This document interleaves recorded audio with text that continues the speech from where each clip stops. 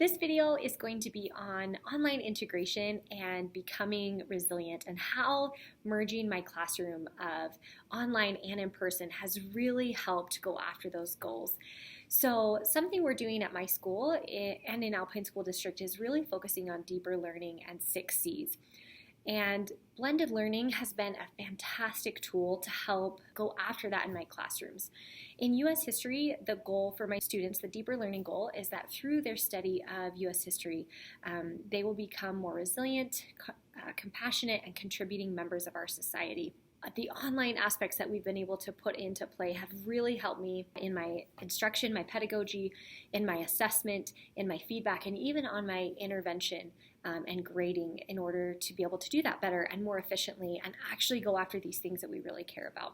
So I kind of went about my deeper learning changes and my blended changes at the same time. Again, that was the tool that I used. So I integrated them together to really go after this deeper learning piece, especially resilience. And that's something I really care about my students gaining from social studies, particularly U.S. history, is understanding our history and then implementing that into their own lives. At the beginning of the year, and this year is really no different, even though there has been a lot more blending for many teachers in COVID. In years past, this was similar as well. I've utilized both the in-person relationships and the online pieces to help them deepen their understanding and to personalize what they're doing. So at the beginning of the year in U.S. history, we do a lot of in-person activities on why would we study social studies? How is this really going to be relevant to me? And then defining what those different aspects are of resilience, compassion, and contribution.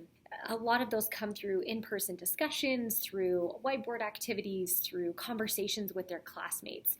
So the way that I've utilized blended learning in that piece is then the personalization. After some in-class activities, direct instruction, then my students are able to personalize and choose a goal for themselves that they would like to go after. So the last few years I've had them pick which word means the most to them right now and how would they like to implement that in their study. And then each unit we will talk about those different themes and topics.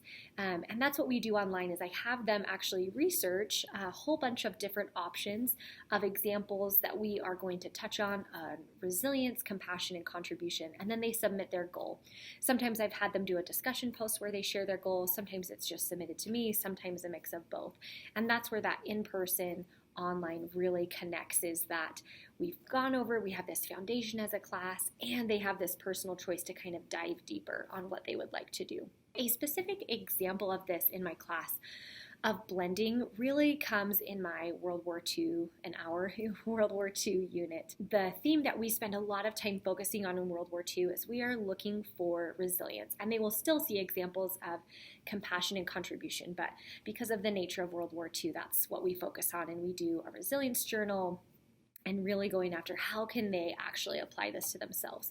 So some of the in-person pieces of this are relating a lot of the emotion and a lot of the difficult topics and things that would be really difficult for me to convey simply over online. But things like information before we watch a portion of the attack on Pearl Harbor, or when we're talking about the Holocaust, some of those are very in-person activities, whether it's writing or talking to a neighbor. And then we utilize some of those online blended pieces. So this year, I've actually had fully online students that are streaming in and engaging that way. I also have these online discussions where they've posted and reflected, and then opportunities to dive deeper on pieces that they want. So when we talked about Pearl Harbor, we talked about in general what happened as a class. We watched a movie clip as a class, and then they had the opportunity to look at specific stories of resilience that they found interesting. So Dory Miller, or some of the nurses or the pilots that went up in the sky, and even the Doolittle raid afterwards, and being an example of resilience. And that's where that blended in-person met again, is we had some depth together and then dove even deeper into this resilience and personalization. Other examples that we have is a lot of conversations. So at the end of the unit, we typically do a Socratic seminar where they've been documenting their thoughts and resiliency throughout and applying what they're learning to themselves and looking for resilience in these examples, and then being in person and being able to share really what they've pulled out from this entire unit, their personal growth, as well as hearing from people in class. I've done that both online, so on a discussion post, and then, like I said, in person as a Socratic seminar, and really allowing them to deepen their understanding through those in-person and virtual interactions as well.